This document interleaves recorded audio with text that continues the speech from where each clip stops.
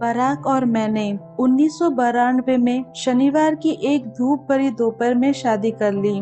South side में Trinity United church में हम दोनों करीब 300 से अधिक दोस्तों और परिवारजनों के बीच एक हो गए।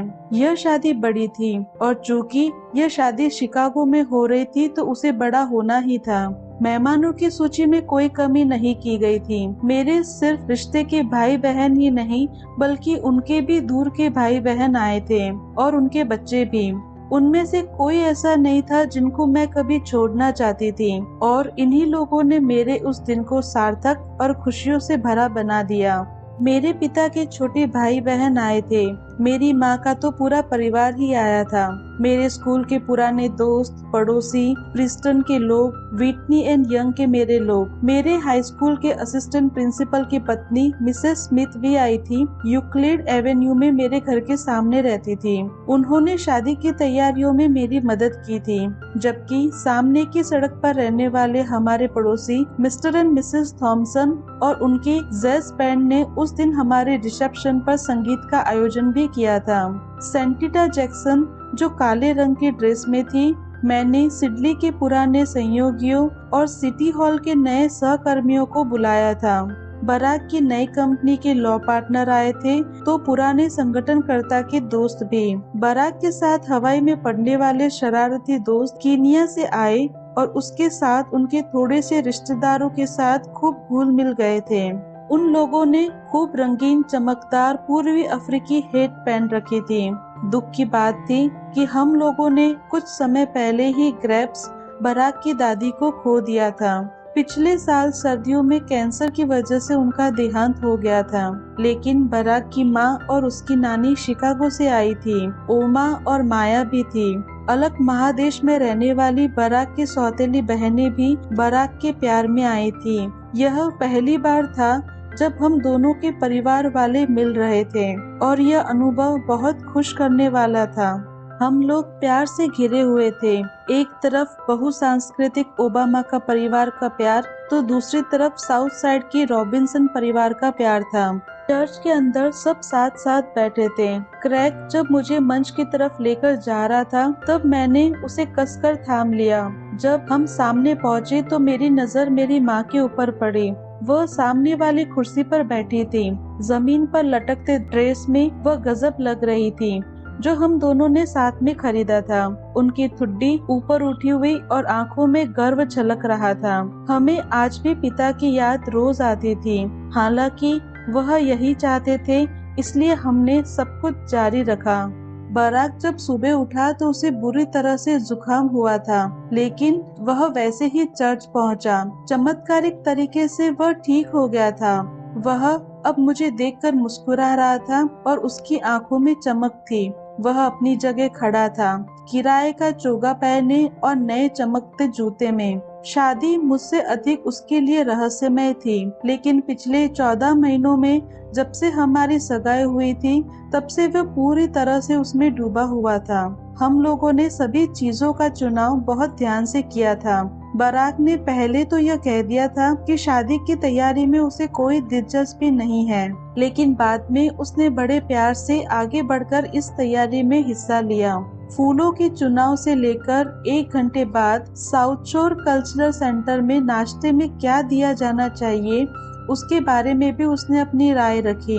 हम लोगों ने वेडिंग सॉन्ग चुना, जिसको सेंटिटा ने अपने जबरदस्त आवाज में गाया। साथ में पियानो बजाने वाले पियानो बजा रहे थे। यह स्टीवी वंडर का गीत यू एंड आई।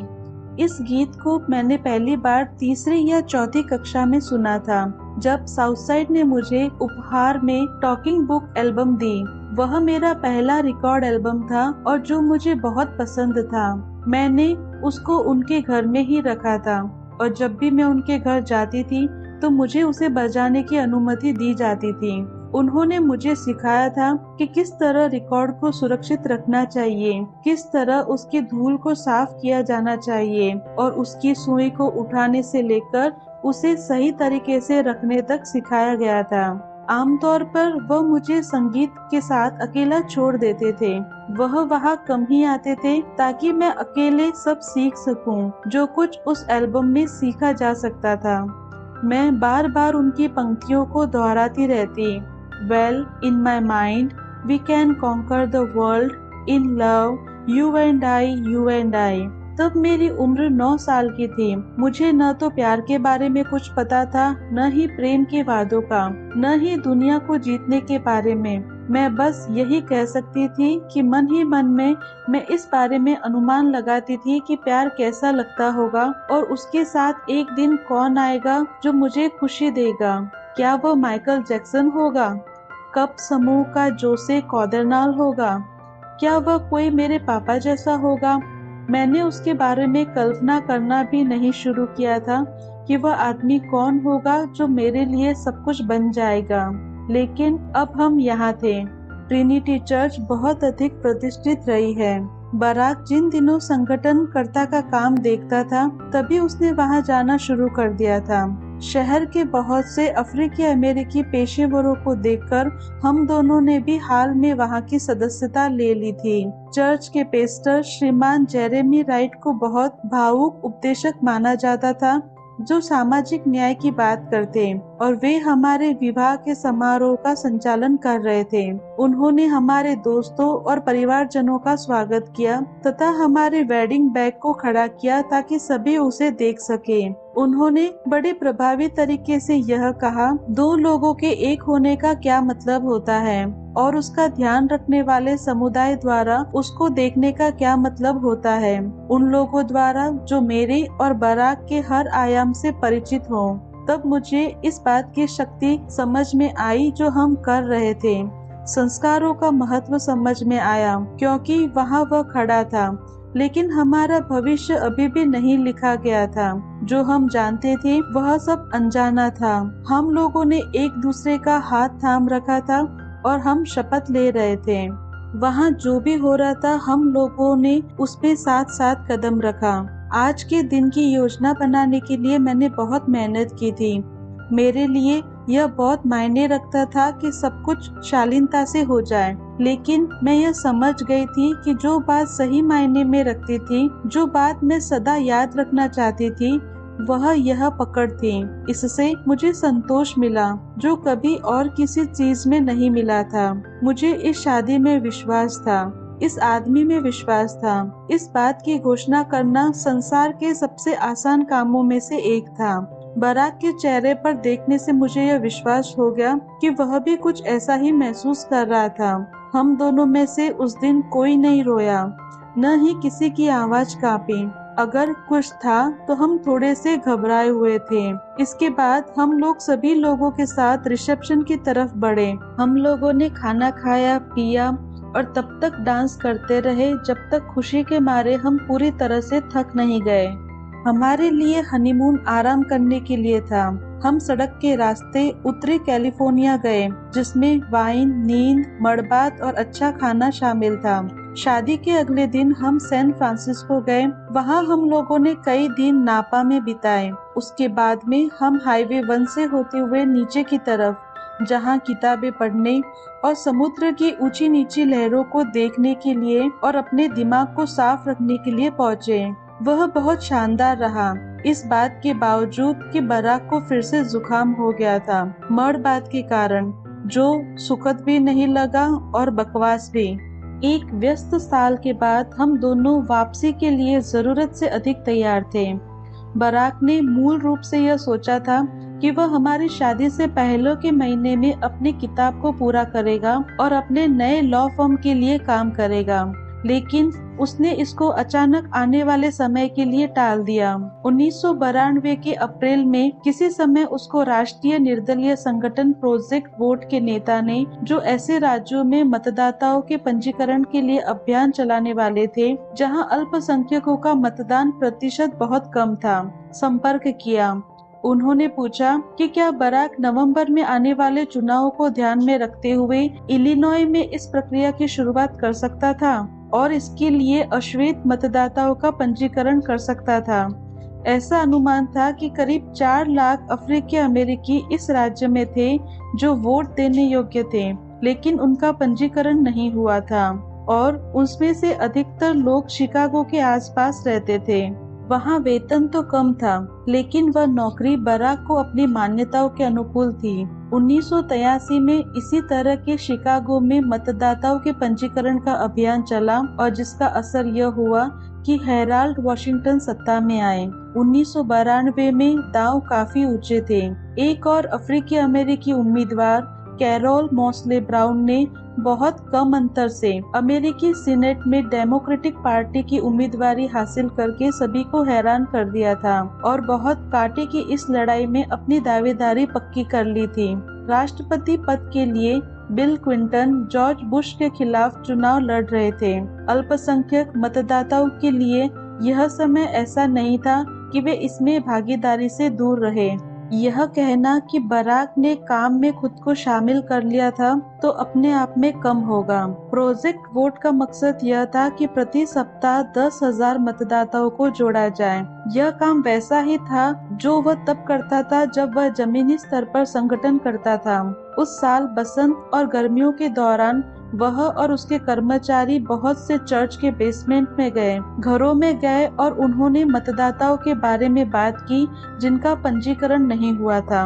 वह सामुदायिक नेताओं से नियमित रूप से मिलते तथा अमीर दानकर्ताओं से उन्होंने कई बार बात की ताकि वे रेडियो विज्ञापन बनवाए, सूचना पूर्ण ब्रोशर छपवाने के लिए मदद करें जिनको अश्वेत इलाकों तथा सामाजिक आवास योजना के लोगों में बांटा जा सके। संगठन का संदेश अचल और स्पष्ट था और जैसा कि मैं जानती थी बराक दिल से जो महसूस करता था उसमें वही दिखाई देता था।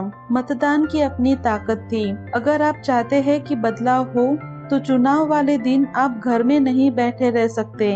शाम के समय बराक हमारे घर यूक्लिड एवेन्यू आता तो अक्सर सोफे पर पसर जाता।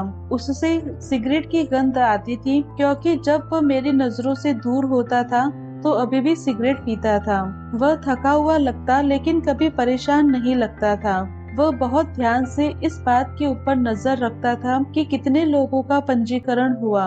गर्मियों के उस मौसम में सप्ताह के 7,000 के औसत से पंजीकरण हो रहा था जो प्रभावी था, लेकिन अभी भी वह अपने लक्ष्य से पीछे चल रहा था। उसने इसके लिए नई रणनीति बनाई कि किस तरह इस संदेश को आगे तक ले जाया जाए, अधिक स्वयंसेवकों को किस प्रकार जोड़ा जाए और ऐसे लोगों की तलाश की जाए जो अभी तक नहीं मिल पाए थे। ऐसा लग रहा था कि उसको चुनौतियां क्यूबिक की समस्या पूर्ति जैसी लग रही थी, जिसको तभी सुलझाया जा सकता है जब सभी ब्लॉक को सही जगह कर दिया जाए। उसने मुझे बताया कि सबसे मुश्किल 18 से 30 साल के नौजवानों को समझाने में होती है, क्योंकि ऐसा लगता है कि सरकार में उनको बिल्कुल यकीन नहीं रह गया था। इधर मैं पूरी तरह सरकार का हिस्सा बन चुकी थी। मुझे मेयर के दफ्तर में काम करते हुए 1 साल पूरा हो चुका था। शहर के अलग अलग विभागों में तालमेल का काम करते हुए, जिसमें स्वास्थ्य और मानव सेवा विभाग भी शामिल थे। काम बहुत बड़ा था और लोग समझते थे कि उनको उत्साहित किया जा सकता है और वे लगभग हमेशा ही मजेदार होते थे, जबकि मैं एक समय एक बंद दफ्तर में बैठकर लिखते हुए समय बिताती थी जिसके सामने नहर का नजारा होता था। अब मैं जिस दफ्तर में काम करती थी उसमें खिड़की भी नहीं थी। सिटी हॉल के ऊपरी माले पर, जहां दिन भर नागरिक शोर मचाते हुए आते रहते थे।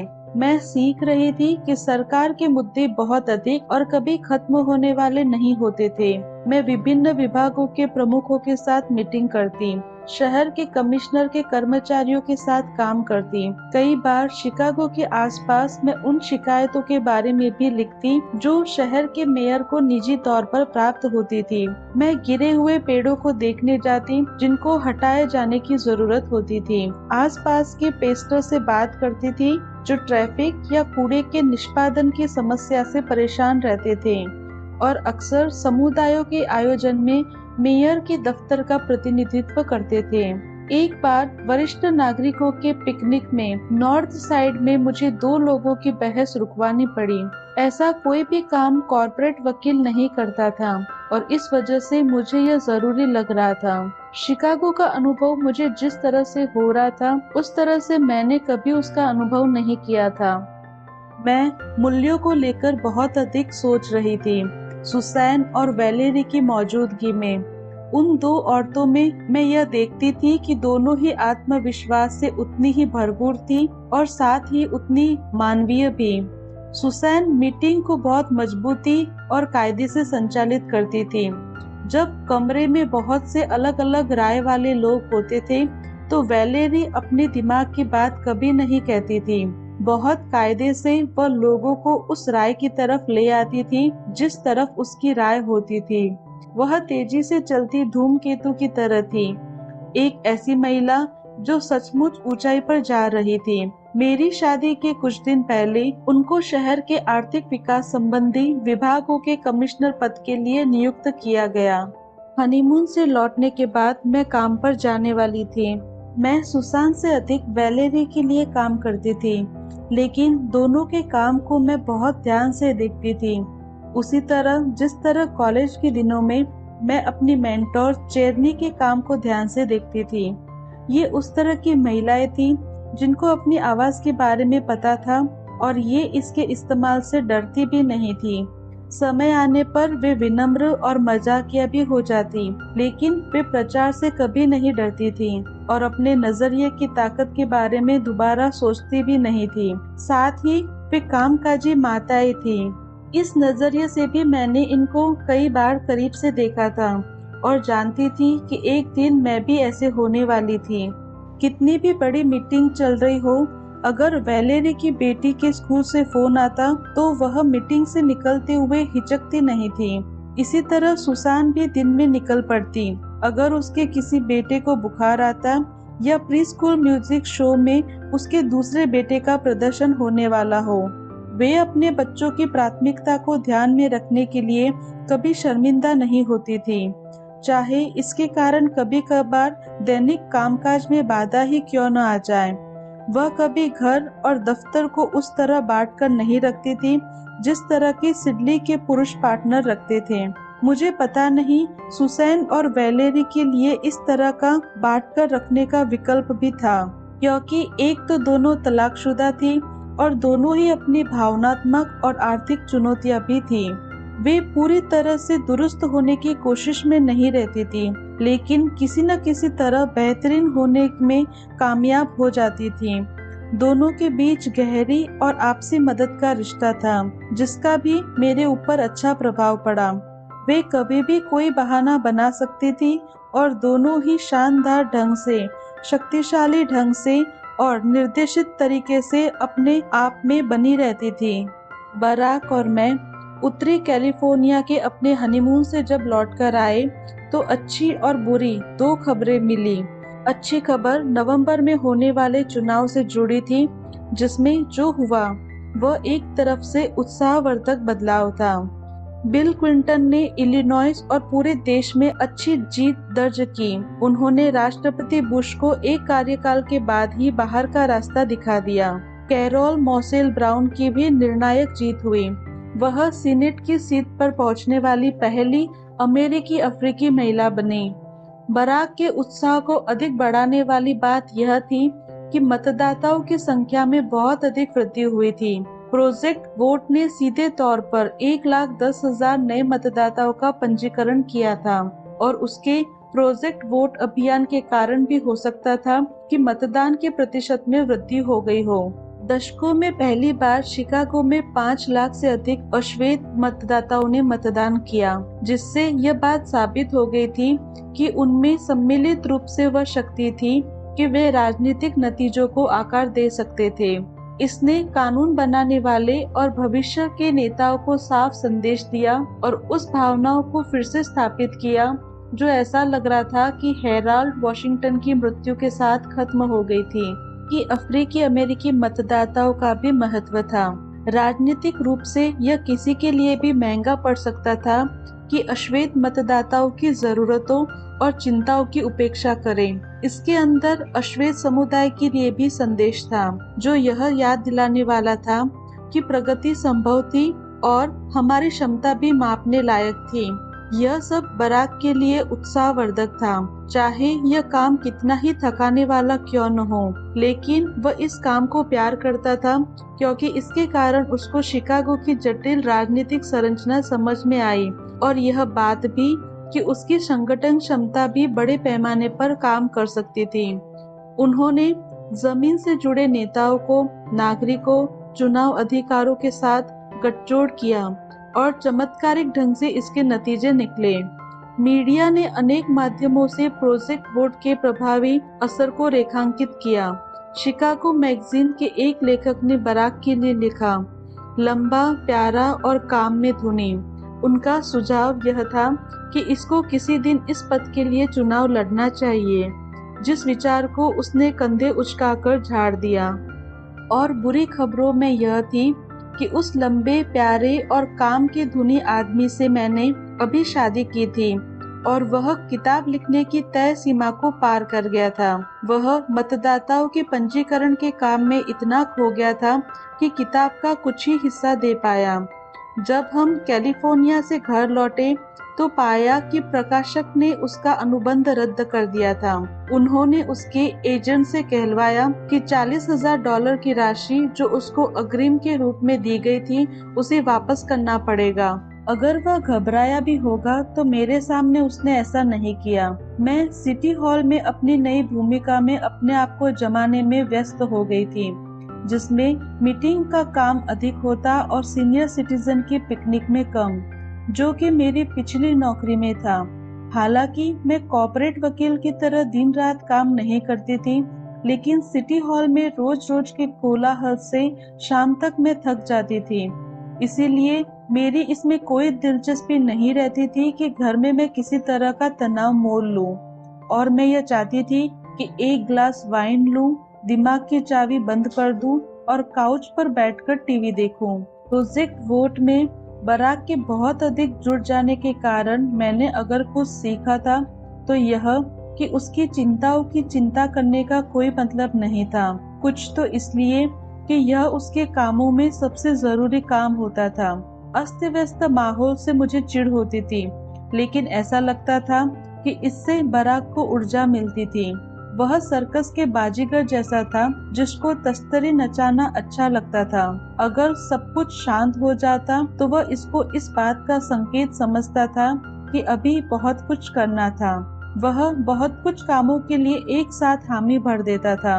वह समय और ऊर्जा की सीमाओं को समझे बगैर नई नई परियोजनाओं के लिए हामी भर देता था।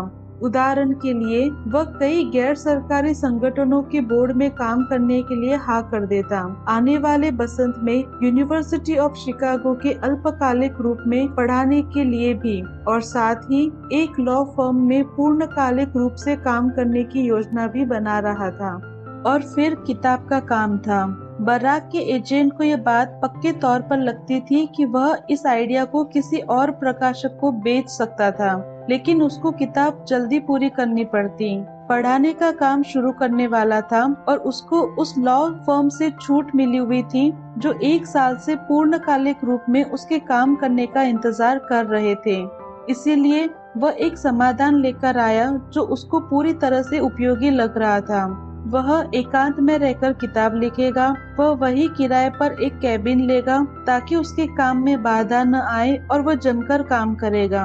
यह उसी तरह की बात थी कि रात रात भर जगकर वह कॉलेज में पेपर लिखता था, और इसीलिए केवल बराक ही इसका आंकलन कर सकता था कि उसको किताब लिखने में कितने महीने लगेंगे। हमारी शादी के 6 सप्ताह बाद उसने मुझे यह बात एक रात बताई। अंत में उसने सूचना का अंतिम रूप सुनाया। उसकी माँ ने उसके लिए एक अच्छा सा कैबिन तलाश कर लिया था, बल्कि उन्होंने वह कैबिन उसके लिए किराए पर ले भी लिया था। वह सस्ता, शांत और समुद्र के तट पर था, जो इंडोनेशिया के द्वीप बाली में था, मुझसे 9,000 मील की दूरी पर। सुनने में यह कोई खराब सा चुटकुला लगता है, नहीं? तब क्या होता जब कोई एकांत प्रिय व्यक्ति खूब मिलनसार महिला से शादी कर लेता है जिसको एकांत जरा सा भी अच्छा नहीं लगता? जवाब मुझे लगता है कि किसी शादी के दौरान उठने वाले हर तरह के सवाल का यह सबसे अच्छा और उपयुक्त जवाब हो सकता था। चाहे मुद्दा कुछ भी हो, आप उसके अनुकूल होने के लिए रास्ते निकाल लेते हैं। अगर आप सदा के लिए उस रिश्ते में बंधे हो तो सच में कोई चारा नहीं होता। जिसका मतलब यह हुआ कि 1993 की शुरुआत में बराक ने हवाई जहाज से बाली द्वीप की यात्रा की और करीब 5 सप्ताह अकेले अपने विचार के साथ रहते हुए अपनी किताब के ऊपर काम किया। Dream from my father. पीले रंग के कानूनी पन्नों की अपनी उबड़-खाबड़ लिखावट से भरते हुए, नारियल के पेड़ों के बीच उड़ती गिरती लहरों को देखते हुए वह अपने विचारों को सघन रूप देता, जबकि मैं यूक्लिड एवेन्यू में अपने घर पर थी, अपनी माँ के घर के छत वाले हिस्से में रह रही थी, जबकि एक बार फिर शिकागो का दुस्साध्य जाड़ा गिरने लगा, पेड़ों और रास्तों पर बर्फ जमने लगी। मैं इन सब के बीच अपने आप को व्यस्त बनाए रखने की कोशिश करने लगती थी, दोस्तों से मिलती, शाम के समय एक्सरसाइज करने के लिए जाती, काम के दौरान और शहर के सामान्य रूप से मिले जुले पर एक अजीब शब्द बोलने लगी थी, मेरा पति, और मैं जल्दी ही घर खरीदने की योजना बना रही थी। मेरा पति लेखक है और एक किताब लिखने के लिए लगा हुआ है। यह उस आदमी को लेकर बहुत अच्छी यादें थी जो वहाँ नहीं था।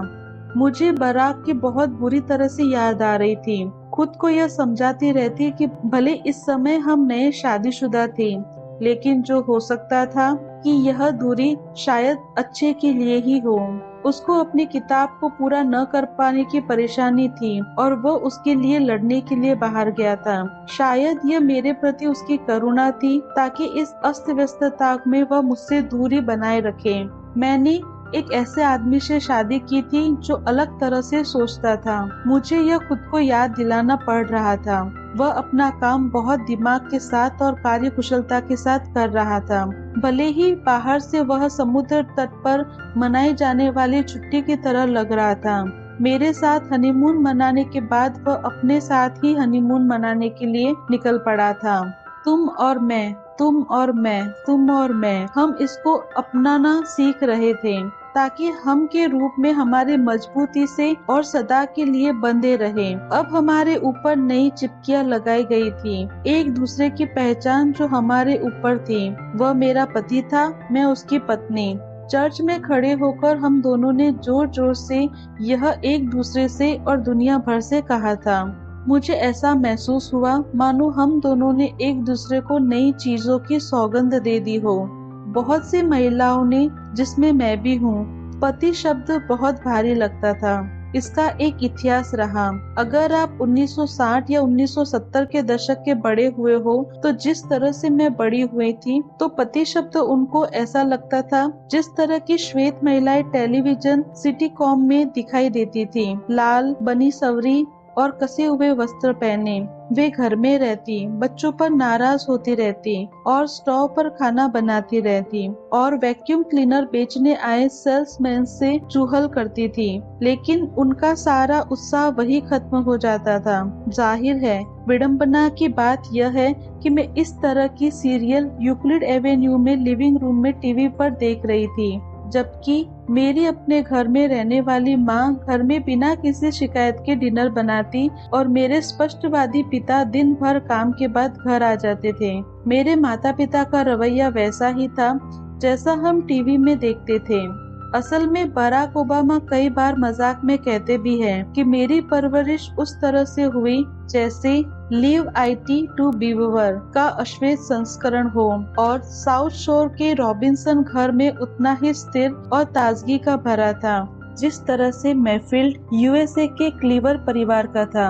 हालांकि यह सही था कि हम लोग क्लीवर परिवार का गरीब संस्करण थे। मेरे पापा की सिटी वर्कर की वर्दी मिस्टर क्लीवर के सूट के सामने कुछ नहीं थी। बराक इस तरह की तुलना कुछ ईर्ष्या के साथ करता था क्योंकि उसको अपना बचपन बहुत अलग तरीके से बिताया था, लेकिन वह उसी तरह की जमी जमाई अवधारणा की तरफ ले जाता कि अफ्रीकी अमेरिकी मूल रूप से टूटे परिवारों में रहते हैं। यानी हमारा परिवार उसी तरह से स्थिर मध्यम वर्गीय सपनों को जी पाने में असमर्थ थे जिस तरह से हमारे जैसे श्वेत परिवार जीते थे। जब मैं बच्ची थी तो मुझे निजी रूप से the Mary Tyler Moore show बहुत पसंद था, जिसे मैंने बहुत अच्छी तरह से देखा था। मेरी नौकरी करती थी, उसका बहुत अच्छा वार्डरोब था और उसके बाल बहुत अच्छे थे। वह टीवी पर अन्य स्त्रियों के विपरीत स्वतंत्र और मजेदार थी। और उसकी समस्याएं भी दिलचस्प होती थी। वह जिस तरह की बातचीत करती थी वह बच्चों और अपने घर के बारे में नहीं होती थी। वह अपने बॉस को अपने आसपास भी भटकने नहीं देती थी और अपने लिए पति ढूंढने को लेकर भी वह तत्पर नहीं थी। वह बहुत जवान लगती थी तथा बड़ी भी थी। वह इंटरनेट के बहुत पहले का जमाना था जब दुनिया एक तरह से इन चैनलों के माध्यम से दिखाई देती थी। तब इन बातों का बहुत मतलब होता था। अगर आप लड़की होती तो आपका अपना दिमाग होता और मन में इस तरह की भावना होती कि आप पत्नी से बड़ी कुछ होना चाहती थी, तो उनके लिए मैरी टेलर मूर किसी देवी से कम नहीं थी। और अब मैं यह थी 29 साल की, उसी अपार्टमेंट में बैठी हुई जिसमें मैंने सारे टीवी सीरियल देखे थे और जहां धीरज से निस्वार्थ भाव वाली मिसेस मरियन रॉबिन्सन ने सब कुछ खिलाया था।